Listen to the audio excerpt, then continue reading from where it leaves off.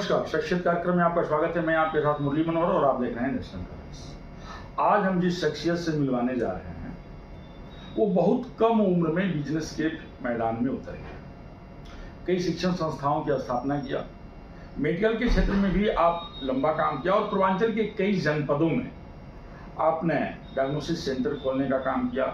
विद्यार्थियों को पढ़ने के लिए आपने विद्यालयों की स्थापना की और सबसे बड़ी बात यह है कि महज 22-23 साल की अवस्था में एक बड़ी जिम्मेदारी आपने ले ली।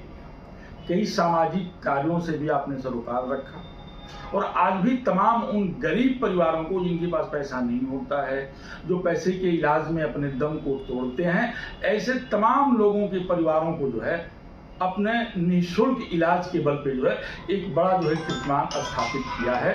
वो कोई और नहीं बल्कि प्रकाश ट्रामा सेंटर के संस्थापक सदस्य और साई फार्मेसी कॉलेज सिकठिया के संस्थापक अध्यक्ष अखिलेश राय जी हैं।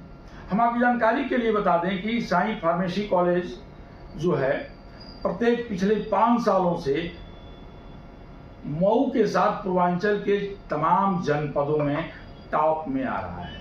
वहाँ के पढ़े हुए विद्यार्थी हर साल टॉप कर रहे हैं। वहाँ से जो विद्यार्थी पढ़ के निकल रहे हैं उनकी शिक्षा और साई कॉलेज ऑफ फार्मेसी के व्यवस्था से जो है तमाम बड़ी कंपनियों में उनका सिलेक्शन भी हो रहा है। वो तमाम प्लेसमेंट भी हो रहा है और उनको रोजगार भी मिल रहा है।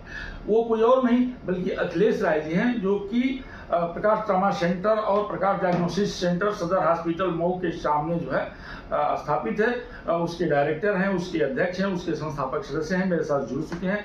आइए सबसे पहले हम शुरुआत करते हैं कि इतने कम उम्र में आपके मन में कैसे ख्याल आया कि हमको मऊ ऐसे जगहों पे इन सारी चीज़ों को जो है डेवलप करना चाहिए। जी अखिलेश जी, आपका नेशनल कवरेज में बहुत बहुत स्वागत है। आप बहुत कम उम्र में आपके दिमाग में कैसे आया कि हमको जो है मऊ जैसे छोटे जगह पे जो है ट्रामा सेंटर और डायग्नोसिस सेंटर खोलना चाहिए? देखिए, ये तो मेरे पिताजी का है। मैंने पिताजी ने हमको जो संस्कार दिए और मैं इंटर करके चाहता तो मैं भी मीडियम, मेरी पढ़ाई जो भी रही medium class DAV inter college से हम लोगों ने कॉमर्स की पढ़ाई की और बहुत अच्छी पढ़ाई रही और हम लोग वहाँ से अपने बिजनेस को हमेशा उसको सराहते हुए उसको लेके चला और माँ बाप के जो एक संस्कार होते हैं स्कूलों की हमने चला। और ये जो है कि दिन ब दिन हम लोगों ने लायबिलिटी, ईमानदारी और एक कठिन परिश्रम के साथ हम लोगों ने जो बिजनेस को धीरे धीरे अपने बिजनेस को बढ़ाया और एक एक सीढ़ी स्टेयर्स जो होती है, स्टेप बाय स्टेप एक एक स्टेयर्स हम लोगों ने चढ़ा और आज इस मुकाम पे गए हैं। तो ये सब हमारे परिवार और माता पिता का आशीर्वाद है। जी, आप कई शिक्षण संस्थाओं के लिए अध्यक्ष हैं, इसमें साई फार्मेसी ऑफ जो आपका खुला हुआ है सिकठिया पे मऊ में, उसमें के विद्यार्थी जो है हर साल टॉप करते हैं।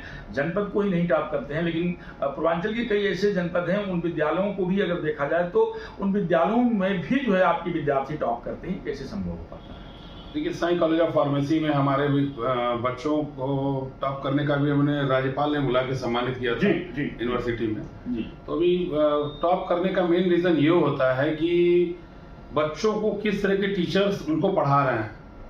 एम फार्मा होनी चाहिए, उनकी जो डिग्री होती है एम फार्मा, नाइफर और PhD होल्डर्स जब रहते हैं तो बच्चों की अच्छी शिक्षा मिलती है और एक जुनून होना चाहिए कि बच्चों को हम कुछ दें तो उनको उससे कुछ मिले और बच्चों का प्लेसमेंट हो, कंपनी में जाएं, टीचिंग लाइन में जा रहे हैं, लड़कियां हैं प्लेसमेंट में जाएं, QC में जाएं, बड़ी बड़ी कंपनियों में जाएं, न कि जो है कि बस मेडिकल खोलने तक ही नहीं रहे।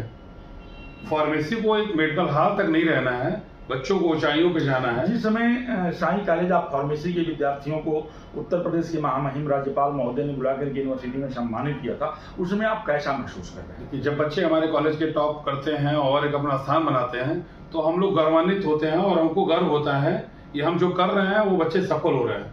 तो इससे हमको एक ऊर्जा मिलती है और काम करने में एनर्जी मिलती है और अच्छा लगता है।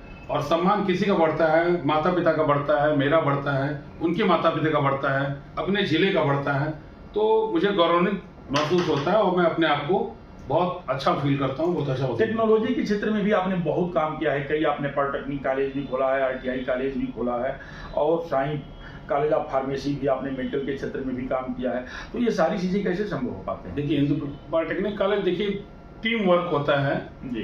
तो पॉलिटेक्निक हमने खोला है। पॉलिटेक्निक बीच में आपने बोला कि गरीब तबके के लोग जो हैं, जी जी जी, नहायत गरीब तबके के लोग उसमें पढ़ते हैं। बहुत लोगों के पास पैसे भी नहीं होते, तो हमने पॉलिटेक्निक में एडमिशन करा दिया जाता है कि बच्चे कुछ कर लें, कुछ वहाँ से सीख लें और सीख के जो है बड़ी बड़ी कंपनियों में जाते हैं, जिससे उनकी जीविका चलती है। जो कि खासकर वो मीडियम क्लास की फैमिली से नीचे के लोग भी उसमें जाते हैं, और जो बच्चे होते हैं वो नहायत गरीब होते हैं। एक चीज़ और भी देखा गया है, जो आपने पूर्वांचल में एक अलग तरीके का जो है आधुनिक साज सज्जे और बड़ी मशीनों के साथ जो है प्रकाश ट्रामा सेंटर की स्थापना आप लोगों ने किया, प्रकाश डायग्नोसिस सेंटर की भी स्थापना की। मैं थोड़ा सा 2 दशक पहले ले चलूंगा आपको, दौर 2000 का रहा होगा, और 2000 में जो है जब एक्सीडेंट होता था, किसी तरह की घटनाएं दुर्घटनाएं होती थी, तो यहाँ जो है किसी भी तरह की कोई सुविधा की इलाज का व्यवस्था नहीं था, लेकिन आप लोगों ने इसको बड़े बखूबी पहचाना और आप लोगों ने इस पर काम किया। हमको लगता है कि आज महीने में सैकड़ों जिंदगियों को आप लोग बचाने का काम करते हैं।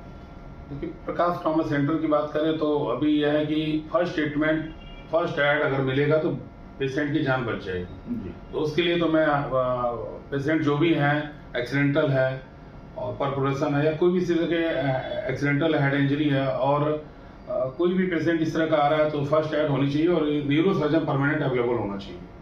लेकिन आपके यहाँ तो न्यूरो सर्जन हमेशा 24 घंटा उपलब्ध रहते हैं, और बड़े और अच्छे योग्य लोग उपलब्ध रहते हैं। अभी गैस्ट्रोलॉजी के डॉक्टर आ गए अपने यहाँ, कार्डियोलॉजी के डॉक्टर भी आने वाले हैं, सर्जन है, आर्थो सर्जन है, और 23 तारीख को एक बहुत बड़ी फाइब्रोस्कैन मशीन लगने वाली है जी, जो लीवर की सारी कंडीशन को क्लियर कर देगी कि लीवर की क्या कंडीशन है।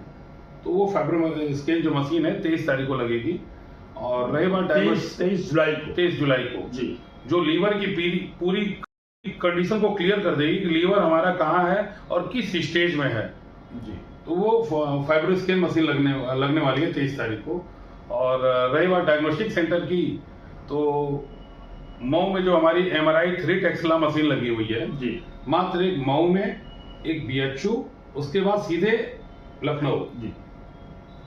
तो ये MRI 3 टेक्सला जो मशीन लगी है, इससे MRI होने से हम बड़े बड़े ऑपरेशन बहुत आसानी से कर सकते हैं। अखिलेश जी, जब MRI आप लोगों ने लगवाया था तो लोगों ने बड़ी राहत की सांस ली थी, लोगों के बीच में चर्चाएं हुआ करती थी, और हम लोग भी ये कहा करते थे कि एक बड़ी मशीन लगाई गई है, एक आधुनिक मशीन लगाई गई है MRI कराने के लिए। MRI कराने के लिए लोगों को या तो बनारस जाना पड़ता था या फिर उन्हें गोरखपुर जाना पड़ता था, लेकिन जो आपने ये काम किया इसके लिए हम आपको क्षेत्र की तरफ से और अपने चैनल की तरफ से भी बहुत बहुत बधाई देंगे।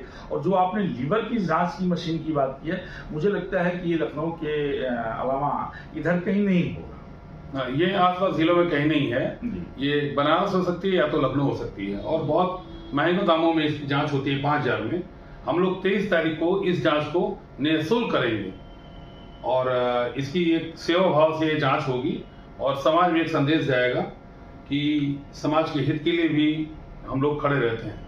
पूर्वांचल के तमाम जनपद जो है, कुशीनगर है, गोरखपुर में भी आपने जो है डायग्नोस्टिक सेंटर खोल रखा है, और उन क्षेत्रों में खोल रखा है जो ग्रामीण अंचल है, जहाँ इलाज की सुविधा नहीं है।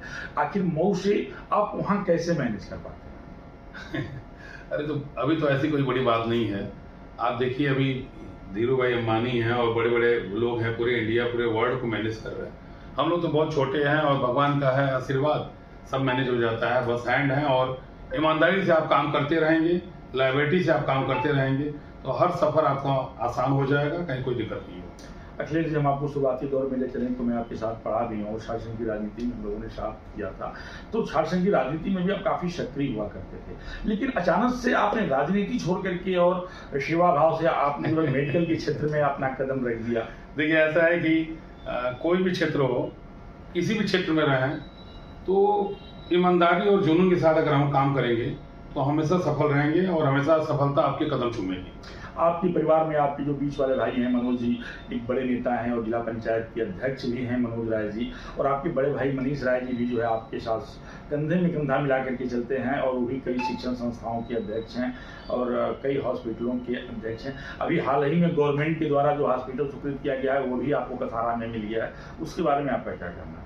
देखिए, इसका मेन हम लोग को जो आपने बताया पूरे परिवार के बारे में जी, तो एकजुटता होनी चाहिए, और परिवार में संगठन हो एकजुट होकर जब हम काम करेंगे तो बड़े बड़े प्रोजेक्ट हमें मिलेंगे और हम लोग बड़े बड़े प्रोजेक्ट को करेंगे और उसको सफल करके जो इतना बड़ा प्रोजेक्ट मेडिकल कॉलेज का मिला है 2025 लास्ट तक हम लोग कोशिश करेंगे कि बैच हमें मिले और मऊ का हर बच्चा डॉक्टर्स हो और मऊ के हर माता पिता के मन में आए कि हम भी MBBS करा सकते हैं और हम भी मेडिकल कॉलेज में मेरा लड़का पढ़ सकता है और साथ ही साथ लोगों का इलाज हो जो इतनी दूरी तय करनी पड़ती है, बनारस जाना पड़ता है, लखनऊ जाना पड़ता है, KGMC जाना पड़ता है, तो ये प्रॉब्लम नहीं होगी। लोग यहाँ इलाज कराएंगे, निःशुल्क जांच होगी और सारे लोग निःशुल्क दवा लेंगे, जिससे समाज और हमारी मऊ का विकास होगा। तो आप सुन रहे थे अखिलेश राय जी को।